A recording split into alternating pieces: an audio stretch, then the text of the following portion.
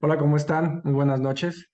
Pues bienvenidos otra vez y les agradezco el que pues sigan tomando estas pequeñas catequesis por motivo de la Semana de la Paz y que están basadas pues en nuestro taller, sí, en nuestro subsidio de taller Construimos la Iglesia, casita sagrada que anuncia y construya la dignidad humana. Hoy toca, como ya deben de saber, pues la quinta catequesis, ¿no? Entonces estamos en esta quinta catequesis cuyo tema es la clasificación de los derechos humanos. Y hoy vamos a entrar pues a un tema un poquito a lo mejor más técnico, pero que vale la pena, pues ya que estamos metidos en esto de los derechos humanos, ¿no?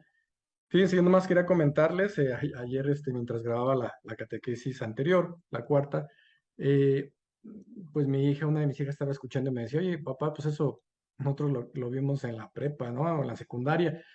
Y me quedé, o sea, me puso a pensar, pues sí, o sea, muchos de nosotros nos tocó verlo en la secundaria, me acuerdo la clase de civismo, y la verdad es que, pues no me acuerdo de mucho, y yo le decía eso, o sea, ¿cuántas personas ya no nos acordábamos de esa parte, ¿no?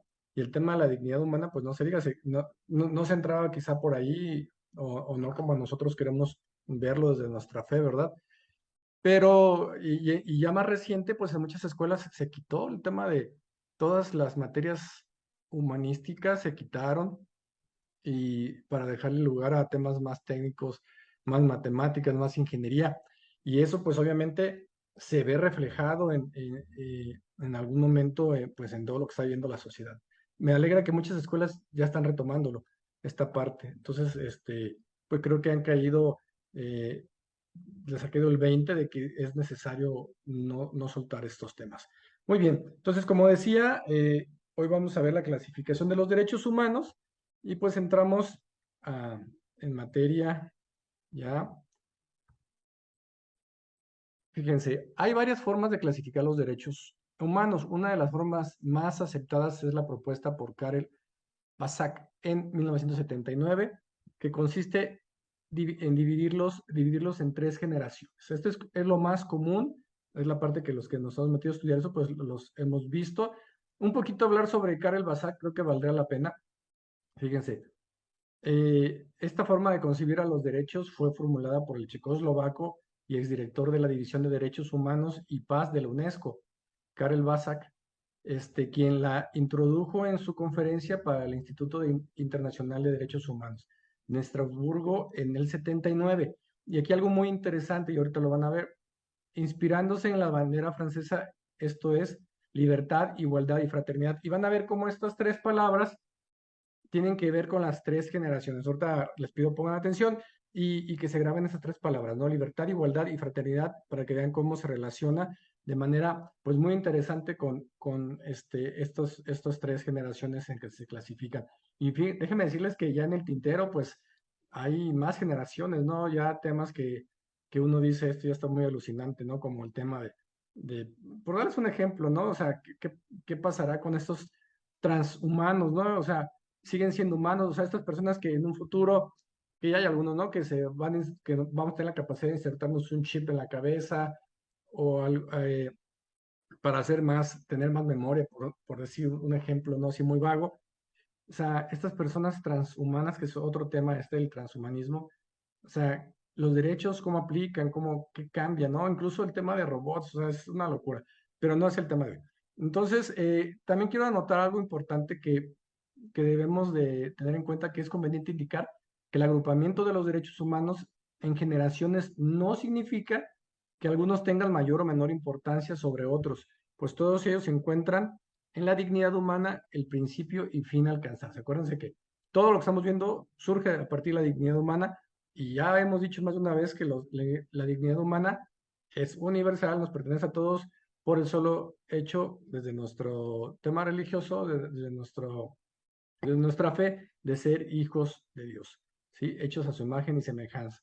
Y entonces es importante. O sea, estas tres generaciones no quiere decir que sean más importantes que otra. ¿Cómo surgieron? Ya les dije ahorita, a partir de esas tres palabras, también otros dicen que a raíz de cómo fueron surgiendo, ¿no?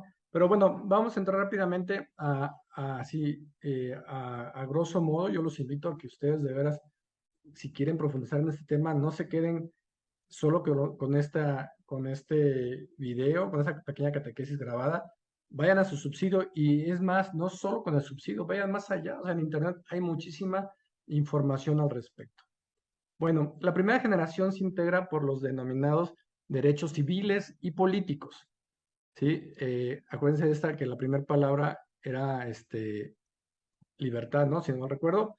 Entonces, surge con la Revolución Francesa como rebelión al absolutismo del monarca. Imponen al Estado respetar siempre los derechos fundamentales del ser humano, la vida, la libertad, la seguridad, la propiedad, etcétera. Entonces, de hecho, si ustedes ven en el texto, en nuestro subsidio, verán que estos derechos están pues destinados a la protección del ser humano individualmente contra cualquier agresión de algún organismo público, ¿sí? Y son como los más básicos de los derechos humanos. Muy bien, entremos a la segunda generación. La constituyen los derechos de tipo colectivo, los derechos sociales, económicos y culturales. Surgen a raíz de la Revolución Industrial. Y fíjense qué dato tan interesante. Yo les soy sincero, yo esta parte no la sabía, no la había visto yo. Que en la Constitución mexicana de 1917 incluye por primera vez en el mundo los derechos sociales. Generan para el Estado una obligación de hacer y son de satisfacción progresiva de acuerdo a las posibilidades económicas del mismo. Entonces, fíjense, si en México surgió por primera vez estos, pues tenemos una gran responsabilidad nosotros, ¿no? De que seamos ejemplo y de respetar y promover estos derechos.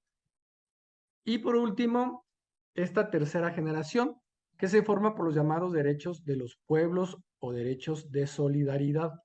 Surgen como respuesta a la necesidad de cooperación entre las naciones. Los derechos de los pueblos son, entre otros, la autodeterminación, independencia económica y política, derecho a la identidad nacional y cultural, a la paz, a la justicia social internacional, al patrimonio común. Entonces, si recuerdan, la tercera palabra que manejaba Karel Basak, que surge de, pues, el lema de Francia, era fraternidad, ¿sí? Precisamente entonces, por eso estos tercera generación habla precisamente de esa fraternidad entre pueblos y naciones. Entonces, estos son las tres generaciones en que se clasifican para ayudar de forma pedagógica al estudio, a la aplicación, etcétera, ¿no? Pero como ya dije, es importante no la primera generación es más importante que la tercera, ni la segunda que la tercera, etcétera. Todos deben aplicarse de la misma manera. Muy bien. Ahora, ¿qué nos dice en la parte de discernimiento? Obviamente, pues en algún momento teníamos que tocar en la parte bíblica eh, el tema del sermón de la montaña, ¿no? Teníamos que caer, obviamente, en y en una de sus bienaventuranzas, ¿no? Que es felices los que tienen hambre y sed de justicia, porque serán saciados. De Mateo 5:6. A mí me gusta mucho como comenta en el texto de en el subsidio, ajá, que dice que los misericordiosos son los que tienen el corazón en la miseria de los otros, porque quieren eliminar las desigualdades entre los hermanos y las hermanas. Fíjense qué hermoso. Y aparte quieren reconstruir la relación entre las personas mediante la práctica de la justicia y de la solidaridad. En otras palabras, son los que luchan por el reconocimiento, defensa y promoción de los derechos humanos desde la dignidad de la persona humana.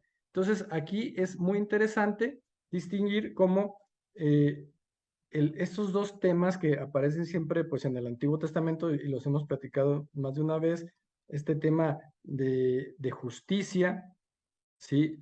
Y de solidaridad, pues son parte fundamental en el tema de la dignidad humana, que obviamente es de donde vienen los derechos humanos, ¿no? Que es todo esto que hemos estado platicando. Y ya entrando en el tema del magisterio de la Iglesia, el texto, el subsidio nos ofrece dos textos, ¿no? Uno del Papa Francisco, que es un discurso que le dio a la Santa Sede con motivo de las felicitaciones del Año Nuevo. Y aquí quizá vale la pena solamente decir algunos puntos importantes, ¿no?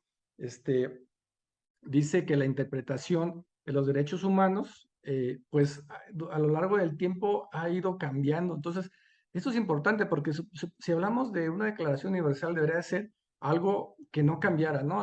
Algo sólido como una roca, como hablábamos al principio con aquella parábola que construyó sobre roca, que es a lo que nos invitaba precisamente el Papa, ¿no? Pero ahora nos dice que a lo largo del tiempo y por diferentes sucesos, pues esa interpretación ha ido cambiando y que además se han generado nuevos derechos humanos. Como yo les decía, esto no es algo fijo, es algo muy dinámico, pero que muchas veces incluso parecen contradecirse. Pero lo que más me llama la atención es cómo nos advierte del peligro, dice el paradójico, ¿no? De que en nombre de los mismos derechos humanos se vengan a instaurar formas modernas de colonización ideológica. O sea, que los más fuertes, los más ricos, valiéndose de estos derechos humanos, puedan colonizar de una forma ideológica a los más débiles, a los más pobres. Un ejemplo, pues podría ser la defensa de un país, a ir a la guerra por la defensa de la libertad de un país, ¿no? Pero que en realidad tras de todo eso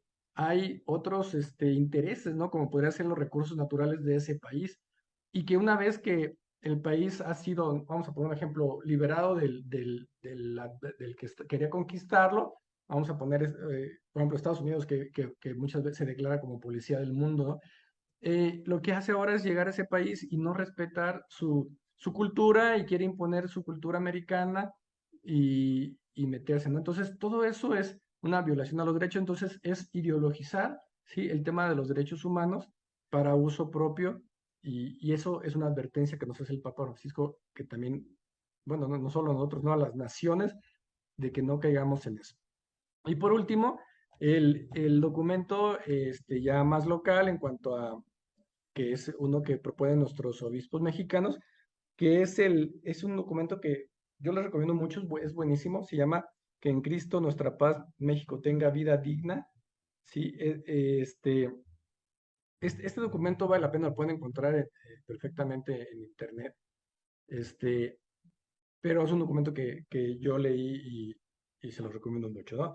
Yo solo quiero leer la frase con la que ellos cierran esta cita que ponen aquí, también para cerrar esta pequeña catequesis. Dice, refiriéndose a los obispos de México, dice, nos sentimos movidos a la compasión evangélica que nos impulsa a acercar a los que sufren el consuelo de la fe, la fortaleza de la esperanza y el bálsamo de la caridad. Que en Cristo nuestra paz México tenga vida digna.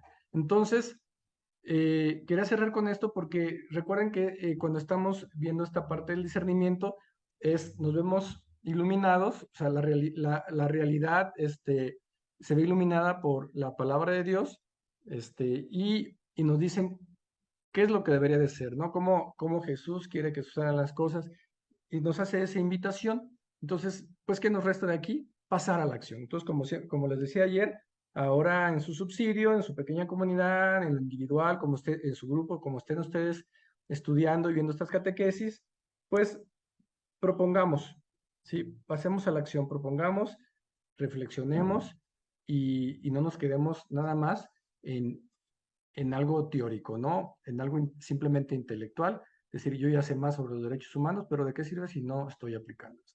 Pues muchas gracias. Nos vemos mañana en la última catequesis. Que Dios los bendiga.